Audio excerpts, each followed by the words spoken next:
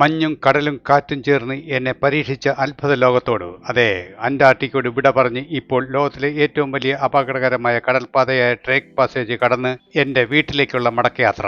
ഞാൻ കവിരാജ് അമ്പലപ്പുഴ. അന്റാർട്ടിക്ക എന്ന മഹാത്ഭുത ലോകത്തിൽ നിന്ന് ഞാൻ മടക്കയാത്ര ആരംഭിക്കുന്നു. എപ്പിസോഡ് 14. അന്റാർട്ടിക്കയുടെ അത്ഭുത ലോകത്തോട് വിട പറഞ്ഞ് ഇനി എൻ്റെ യാത്ര തിരികെ വീട്ടിലേക്കാണ്. മനസ്സിൽ നിറയെ ഓർമ്മകളും ക്യാമറയിൽ നിറയെ കാഴ്ചകളും ഹൃദയത്തിൽ ഒരിക്കലും മായാത്ത അനുഭവങ്ങളുമായി ഞാൻ ക്രൂസിൽ മുന്നോട്ട് നീങ്ങുകയാണ്. പക്ഷേ അന്റാർട്ടിക്കയിൽ എത്തുന്നതിലും കൂടുതൽ വെല്ലുവിളിയുള്ള ഒന്നാണ് തിരിച്ചു പോകുന്ന ഈ യാത്ര. ലോകത്തിലെ തന്നെ ഏറ്റവും അപകടകരമായ കടൽപ്പാതകൾ ഒന്നായി അറിയപ്പെടുന്ന ഡ്രേക്ക് പാസേജ്, അത് കടക്കുകയാണ് ഞാൻ ഇപ്പോൾ. ഡ്രേക്ക് പാസേജ് ഈ പേര് കേൾക്കുമ്പോൾ തന്നെ പല യാത്രികർക്കും ഒരു ഭയം തോന്നിയേക്കാം. അന്റാർട്ടിക്കയും ദക്ഷിണ അമേരിക്കയും വേർതിരിക്കുന്ന ഈ കടൽപ്പാത കാലാവസ്ഥയുടെ പെട്ടെന്നുള്ള മാറ്റങ്ങൾക്കും അതിശക്തമായ തിരമാലകൾക്കും പേരുകേട്ടതാണ്. ഞങ്ങൾ യാത്ര ആരംഭിക്കുന്നതിന് മുമ്പ് തന്നെ കപ്പലിൽ ഒരു റെഡ് അലർട്ട് പ്രഖ്യാപിച്ചിട്ടുണ്ടായിരുന്നു. ചിലപ്പോൾ യാത്രാമധ്യേ കടൽ അല്പം കൂടുതൽ ക്ഷോഭിക്കാൻ സാധ്യതയുണ്ട് എന്ന്. എക്സ്പെഡീഷൻ ടീം ക്യാപ്റ്റൻ്റെ അനൗൺസ്മെൻറ്റ് വളരെ വ്യക്തമായിരുന്നു. എല്ലാ യാത്രികരും പരമാവധി റൂമിൽ തന്നെ തുടരുക, ജാലകങ്ങൾ തുറക്കരുത്, ബാൽക്കണിയിൽ ഒരിക്കലും നിൽക്കരുത്, 20 അടി വരെ ഉയരുന്ന തിരമാലകൾ പ്രതീക്ഷിക്കാം, കഴിയുന്നത്ര വിശ്രമിക്കുക, ആവശ്യക്കാരായാൽ മരുന്നുകൾ റിസപ്ഷനിൽ നിന്നും വാങ്ങുക, എമർജൻസിയിൽ ഫുഡ് ഓർഡർ ചെയ്താൽ റൂം സർവീസ് സൗജന്യമായി കിട്ടും. ഇപ്പോൾ ഞാൻ ഡ്രേക്ക് പാസേജ് കടക്കുകയാണ്. അതിനിടയിൽ എനിക്ക് അപൂർവമായിട്ട് മാത്രമേ കടലിലെ ക്ഷോഭത്തെക്കുറിച്ച് പിടിക്കാനും അത് റെക്കോർഡ് ചെയ്യാനും സാധിച്ചുള്ളൂ. സത്യം പറഞ്ഞാൽ ഡ്രേക്ക് പാസേജ് ക്ഷോഭിക്കാൻ തുടങ്ങിയത് മുതൽ ഞാൻ എൻ്റെ പ്രധാന താമസം ബെഡിലായിരുന്നു. കപ്പലിൻ്റെ 4ാം നിലയിലായിരുന്നു എൻ്റെ റൂം. പുറത്തുള്ള പ്രകൃതിയുടെ നേരിട്ട് ശക്തി കാണാൻ ഒരു വിൻഡോ ഉണ്ടായിരുന്നു. അതിലൂടെ ആയിരുന്നു ഞാൻ ഇത് റെക്കോർഡ് ചെയ്തത്. മുക്കാലും ഭാഗങ്ങളും ഞാൻ കിടക്കയിൽ കിടന്നുകൊണ്ട് തന്നെ വിൻഡോയിലൂടെ പുറത്തേക്ക് നോക്കുമ്പോൾ കടൽ തൻ്റെ യഥാർത്ഥ രൂപം കാണിക്കുന്നുണ്ടായിരുന്നു. തിരമാലകൾ സാധാരണ കടൽ തിരമാലകളല്ല, ജീവനുള്ള ഭീമൻ മതിലുകൾ പോലെ. ഒരു നിമിഷം താഴേക്ക് വീഴുന്നത് പോലെയും അടുത്ത നിമിഷം ആകാശത്തേക്ക് ഉയരുന്ന പോലെയും കപ്പൽ കുലുങ്ങി. 4ാം നിലയിൽ നിന്നിരുന്ന എനിക്ക് തിരമാലകൾ 5ാം നിലയിൽ തൊട്ട് കളിക്കുന്ന കാഴ്ച നേരിട്ട് കാണാമായിരുന്നു. ആ നിമിഷം മനസ്സിൽ ഒരു വിചാരം മാത്രം: ഇത്രയും ശക്തിയുള്ള പ്രകൃതിയുടെ മുന്നിൽ മനുഷ്യൻ എത്ര ചെറുതാണ്. ഓരോ അടിയും കടൽ നമ്മെ ഓർമ്മിപ്പിക്കുകയായിരുന്നു, പ്രകൃതിയെ കീഴടക്കാനല്ല, അതിനെ ബഹുമാനിക്കാനാണ് നമ്മൾ പഠിക്കേണ്ടത് എന്ന്.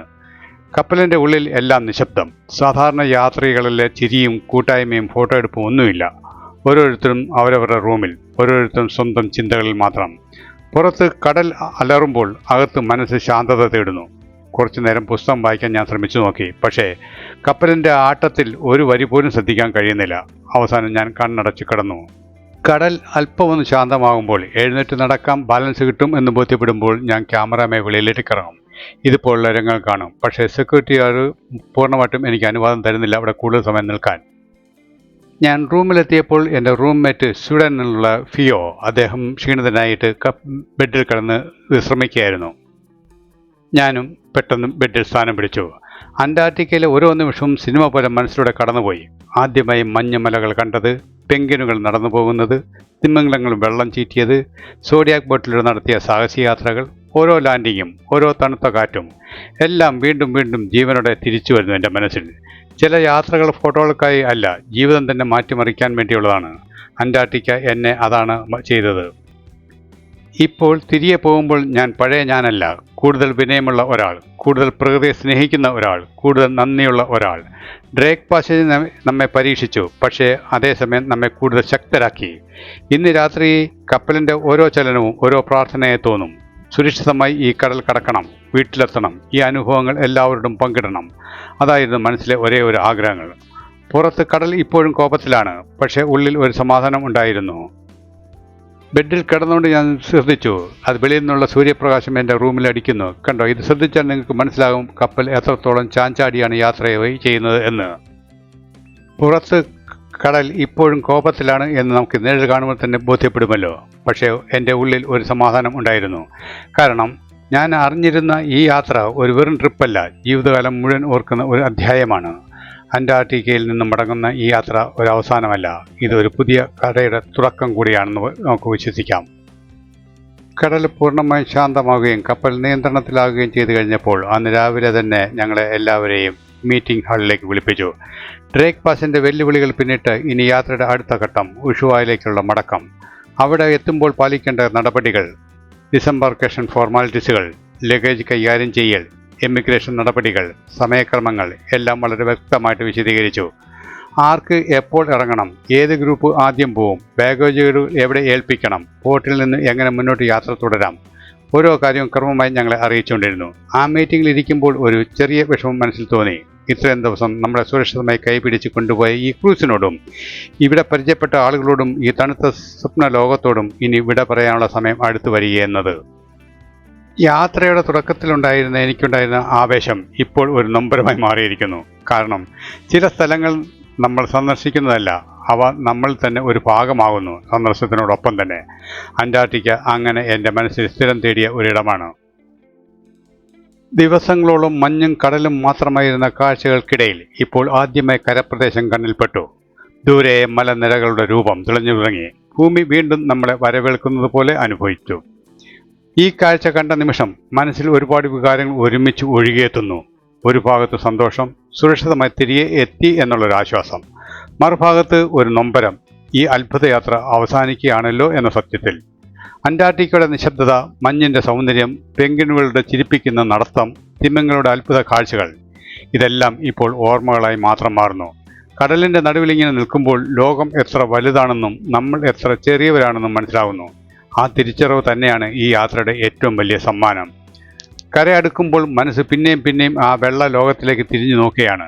ചില യാത്രകൾ അവസാനിക്കില്ല, അവ ഓർമ്മകളായി നമ്മളോടൊപ്പം എന്നും സഞ്ചരിക്കും. അന്റാർട്ടിക്ക എൻ്റെ ജീവിതത്തിലെ അത്തരമൊരു അധ്യായമാണ്. ഇപ്പോൾ കര കൂടുതൽ വ്യക്തമായി കാണാൻ തുടങ്ങുന്നു. മലകൾ, തീരങ്ങൾ, മനുഷ്യരുടെ ലോകം, വീണ്ടും ജീവിതത്തിൽ സാധാരണ ഹൃദയത്തിലേക്ക് മടങ്ങുന്ന ഒരു അനുഭവം. പക്ഷേ മനസ്സ് ഇപ്പോഴും അന്റാർട്ടിക്കയുടെ മഞ്ഞ് പാളികളിൽ തന്നെയാണ്. കടലിൻ്റെ ആഴത്തിലുള്ള നിശബ്ദത, കാറ്റിൻ്റെ തണുത്ത സ്പർശം, ദൂരെയായി നീന്തിപ്പോകുന്ന തിമിംഗലങ്ങൾ, മഞ്ഞിന്മേൽ കൂട്ടമായി നിൽക്കുന്ന പെൻഗ്വിനുകൾ, ഇതെല്ലാം ഇപ്പോഴും കണ്ണിന് മുമ്പിൽ ജീവിക്കുന്നത് പോലെ തോന്നുന്നു. ഈ യാത്രയിൽ ഓരോ ദിവസവും ഓരോ പുതിയ പാഠമായിരുന്നു. ക്ഷമ എന്താണെന്ന് കടൽ പഠിപ്പിച്ചു. നിശബ്ദതയുടെ സൗന്ദര്യം മഞ്ഞ് പഠിപ്പിച്ചു.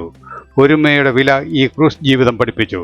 പ്രകൃതിയുടെ മുന്നിൽ മനുഷ്യൻ എത്ര ചെറുതാണെന്നും അതേസമയം സ്വപ്നങ്ങൾ എത്ര വലുതാകാമെന്നും അന്റാർട്ടിക്ക എന്നെ മനസ്സിലാക്കി തന്നു. കര അടുക്കും തോറും ഫോണിൻ്റെ നെറ്റ്വർക്ക് തിരികെ എത്തിത്തുടങ്ങി.